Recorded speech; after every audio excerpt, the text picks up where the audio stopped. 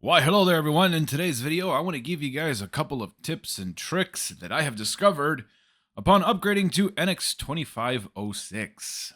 Now, I want to make sure that you understand that this is for the new sketcher, not the legacy sketcher. So some of the tips have probably been here for quite a while, but still, I'm going to go over them in case you're like me, where you're shifting from, say, NX 2212 or maybe NX 12 up to 2506. So if you're using the new sketcher in 2506, the first thing you might notice is that the profile tool is actually gone. And the profile tool, I honestly do miss it, right? I'm not going to sit here and sugarcoat it. It was one of the tools that I used quite a bit. And so now what Siemens wants you to do is they want you to, come in here and activate the line tool. And once you're done with the chain, for example, you simply say break chain. So instead of using the profile tool to connect continuous things, you use the line tool. It's kind of a weird thing. I think what NX is trying to do is it's trying to be a little bit like Creo, parametric, where it has the line chain and just the line. I think they probably could have gone that route. It would have gone better, but I digress now. You want to use the line tool for this instead of the profile tool. Now, if you are an OG NX user, you probably know that the profile tool also allowed you to create arcs. Well, you can't do that anymore. You have to now execute the arc tool. So you would come over here and hit arc, and then you would make the arc from there. So that's one thing that I noticed that is different in 2506. The next thing that I noticed is that the line tool actually has a few hidden benefits that I have been asking for a very long time.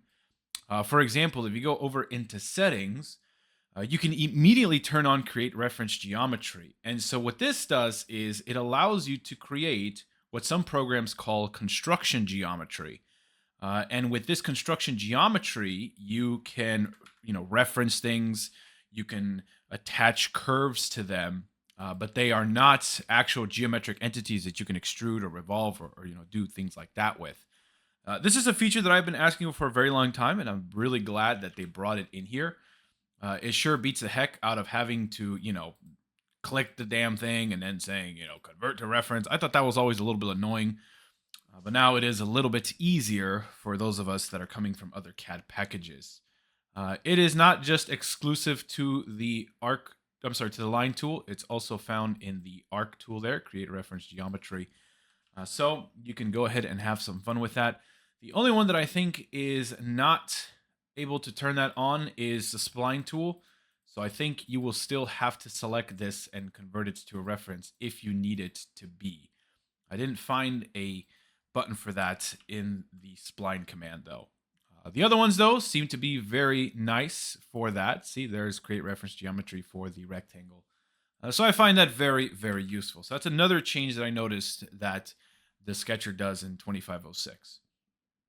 Now, another thing that I noticed in this version is not only can you create reference geometry, but you can also create infinite line only. Now, if you are a Creo user, you probably know this as a center line.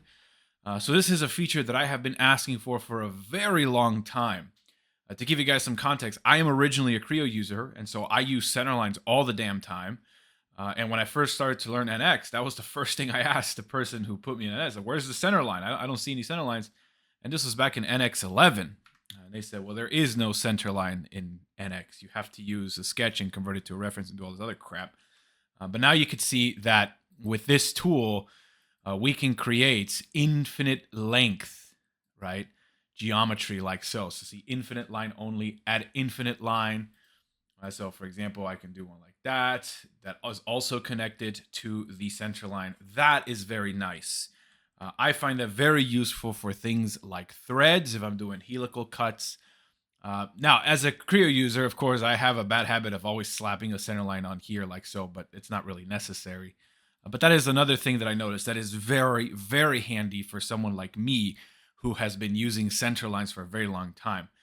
And I find center lines very valuable for threaded cuts and even for just reference geometry. I don't want to tie a dimension to something. I don't want to create a dummy dimension just to constrain something. So that's another cool thing I found in 2506.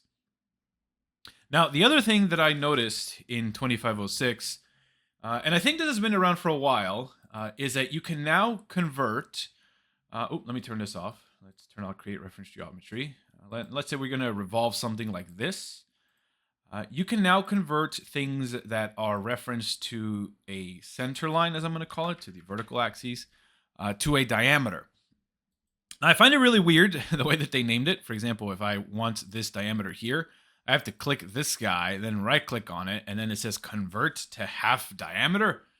I mean, couldn't they just call it convert to diameter? I don't know. What do I know? But as you can see now, it converts it to a diameter. Let's say I do 100 here.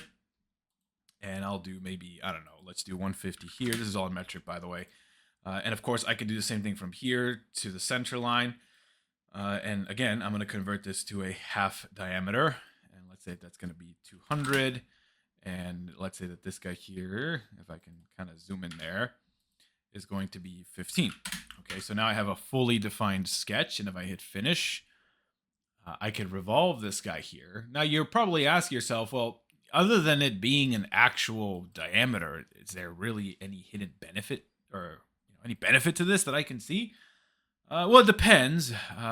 Here at JIVE Engineering, we do a lot of model-based definition. So what we like to do is we just like to reflect whatever we put in the dimensions in a sketch or a feature. We like to reflect that on the drawing or the MBD model. So if you right-click on this, and again, you have to have the PMI application for this, but if you right-click on the sketch, for example, you can say Show Dimensions right here. And you can see that I have the dimensions of those items like so, and I can say Display as PMI. Now, of course, I have to clean up this leader here because it is kind of janky. Same thing with this one. But if I refresh my screen now, you can see that these stay behind. And they are strictly model driven, right? They're not some random dimension that I place on there, right? It is strictly all via modeling. So that's one hidden benefit. But those are just some of the quick tips that I found here. Finally, the last tip that I'm going to give you, let me go ahead and delete this guy, is one that I have seen people talk about, but not a lot of people know about it yet, which I find very surprising. And I think it's primarily, like I said in my other videos, I think it's kind of Siemens' fault because Siemens sometimes has a bad way of introducing things. And it takes people like us to get this information out there. So for example, I have these relations here. Now, if you've taken a course with me or you have probably taken another course, hopefully they emphasized that these found relations, for example, this vertical, this horizontal, those are all what they call non-persistent relations, right? So they're sticky until something is introduced that will break it, right? And it stays that way unless you explicitly turn on, create persistent relations and display persistent relations. And then you come in here and select this and say, that's a vertical. Oh, it looks like I actually turned it off, right? So that's a vertical. And I mean, come on, we're not going to sit here and do this, right? As I like to say, we're not getting paid by the hour. I'm not going to sit here and assign all these freaking constraints, right? So a while back, Siemens introduced something called mechanism mode. And I'm not sure why it isn't located in this bar up here. That's kind of weird. But if you hit mechanism mode, like so, it says, do you want to infer persistent relations from the current state of the sketch? Non-persistent relations become persistent relations, aka constraints, as we all know in other CAD packages. So I'm going to say yes, and let's see what happens. Well, as you can see, it did indeed infer all of these constraints for us. For example, there's a collinear, there's a vertical. Of course, I can assign more constraints afterwards. I can say this is collinear, like so, and I can keep going on and on and on. But that mechanism mode is something that has been introduced a couple of versions ago, and I think a lot of people still don't know about it. So if you're on this new sketcher, then this is probably for you if you're tired of sitting there and assigning all these constraints manually.